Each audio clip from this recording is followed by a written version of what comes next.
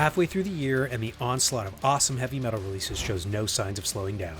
Here's our 10 favorite album covers so far this year. At number 10, this cover for Haken's Fauna by Dan Goldsworthy is a great fit for the band's musical style.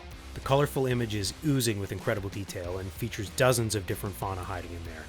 From the sophisticated primate at the center of the piece to the cockroach king, it all offers a lot to look at while listening to the record. In the number 9 spot, Dan Seagrave delivers another one from Memoriam with Rise to Power. Picking right up where To the End left off, the atmospheric depth and detail is stunning, and it continues the visual themes now well established for this group of legends.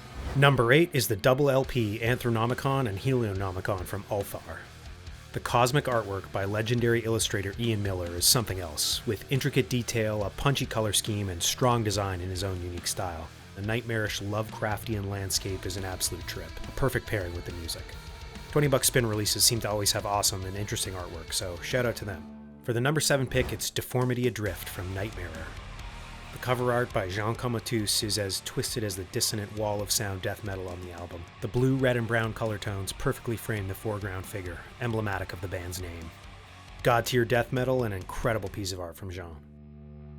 At number 6, it's And Oceans, as in gardens, so in tombs.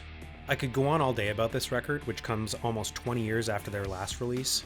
It's incredible, and the artwork by Adrian Boson, who's the in-house graphic designer at Season of Mist, is a perfect match for the soaring and melodic atmosphere of the music. It's a beautiful piece of art, particularly composition and complementary color mix, and it's far from your typical black metal cover, which bumped it up a spot or two on the list. Enforcer's latest, Nostalgia, takes the number 5 spot.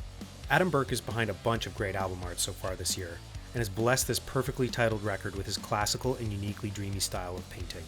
It depicts the drifting of time and memory really well, and the cover is a nice artistic evolution for the timeless band, but it really still feels like an Enforcer cover. Coming in at number 4 is Bell Witch, Future's Shadow, Part 1. Spanish painter Jordi Diaz Alamat is a master of his craft, but not typically known for heavy metal album artwork. Either way, this painting is an amazing piece of fine art, and if you just stare at it while listening to the record, time and space kind of just disappear. Really looking forward to parts 2 and 3.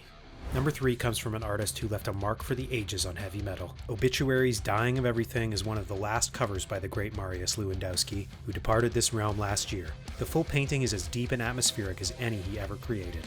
Eternal hails to one of the all-time greats. The metal world is really going to miss his work.